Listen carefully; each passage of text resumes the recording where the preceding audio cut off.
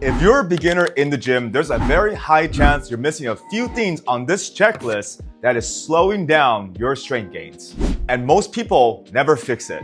In today's video, we're gonna go through a very simple checklist of everything you need to do in order to get stronger in the gym. Because just showing up isn't enough. There are a few key things that really matter. You get these things right, and you're gonna progress a lot faster.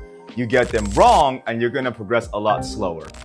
First on the checklist is training intensity. Your last reps should be what I call grinders. And grinders are basically reps that slow down as you start to fatigue and you're getting close to failure or you are at failure for your set. Your first few reps, they should look smooth, but your last 1 to 3 reps, they should be noticeably slower because that's how you know you're actually pushing yourself in the gym. And if you're not sure, what you can do is you can start filming yourself and you can look from a completely objective point of view and see how does your last rep look. Is it slowing down or is it just as fast as the first and the second rep? Because if it is, that means that you're nowhere near close to those grinder reps that we need to get to. And to get stronger in the gym, you do have to make sure you're approaching that failure. And so if the speed of your reps look basically the same as the beginning and the end, that means that you're not training hard enough. Next on the list is exercise selection. This is a big one. As a beginner, you need to focus on compound lifts. These are exercises that train multiple muscles all at once and allows you to add weight over time. So think about bench press, chin-ups, a military press. Those are all compound movements. Now let's compare that to isolation exercises like a bicep curl, lateral raises, or tricep pushdowns. And let's put a scenario here. Let's say person A, he does compound movements for a whole year.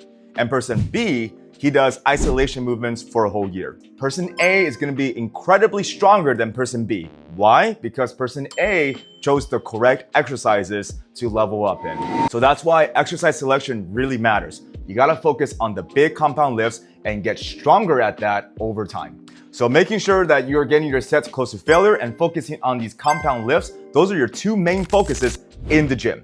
Now I'm gonna show you the things outside the gym that are just equally as important to getting stronger. Here's the first thing that you gotta do when you're outside the gym, and that's gonna be getting protein in every single day. So your goal is to aim for 1 gram per pound of body weight every day.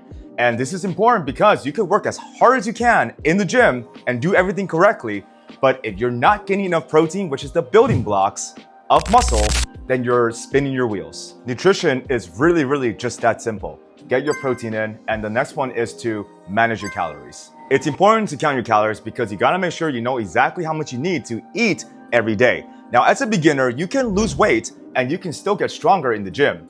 But as time goes on, that will get a lot harder. So these are the little rules to remember. Number 1, your goal is to lose weight. Aim for, at the very most, 1% of your body weight per week. So if you weigh 200 pounds, do not lose any more than 2 pounds a week. If you're maintaining your weight, you're in a better spot to get stronger because now your body will get more resources every day to build muscle. And the last one, number 3, this is the best way to get stronger, and it's actually to bulk up, meaning gain weight.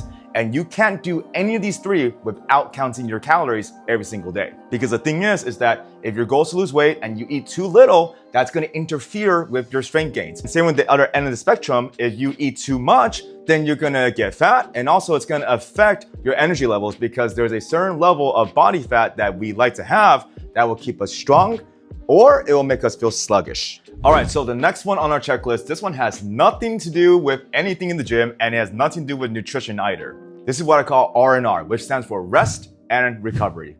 This is where most beginners mess up. You need about 8 hours of sleep every single night. Sleep is one of the biggest drivers of recovery. If your sleep is lacking, your strength will stall. But recovery isn't just sleep. It's also about making sure you're not doing too much in the gym. A lot of beginners believe that doing more in the gym is better, but frankly, it's not. If you're going to a workout and you're still sore, that means you haven't recovered yet. And this is the mistake I mentioned earlier, training too much without recovering. And this alone can stall your progress. Think of it as like you're watering a plant. You water it once a day, it's gonna grow. But if you smother it with water, then it's going to die. Too much of a good thing is a bad thing. And that's why I recommend training 3 days a week with a rest day in between. And that's exactly how I train And I actually made a whole video about this, explaining how I work out, why I train 3 days a week. And if you're interested, I'll put the video at the end so you can check that out next. Next on our list is cardio. If you're doing a lot of intense cardio, it can actually hurt your recovery. And remember, we talk about recovery. Recovery is very important in getting stronger in the gym. Intense cardio is doing things like high intensity training. So this could be sprinting, this could be doing a boot camp class, circuit training, just anything in which it's very taxing on your body. And I've done this. I've tried doing high intensity cardio 2 to 3 times a week while trying to lift 3 days a week. And it always happens. My strength goes down and I can't get another PR in the gym. So for cardio, we're gonna keep it very, very simple. Go outside, go for a walk, aim for 10,000 steps a day, and walking is great because everybody can do it. And the best thing, it's very easy to recover from. You have to literally walk 20,000 to 30,000 steps a day in order to really overdo it. And no one is really walking that much because it takes about 3 hours to walk 20,000 steps. So far, everything that I talked about is all in your control. This last one, it's not in your control. So this is life stress. This could be from work, from family, relationships, the crazy girlfriend you may have. Any kind of added stress is going to hinder your strength gains. So you want to make sure that you do manage that the best that you can. So that's the complete checklist to getting stronger in the gym. As long as you do everything here, you will get stronger. If you like this content, don't forget to like, don't forget to subscribe, and watch this next video right here. And I'll see you guys in the next one. Peace.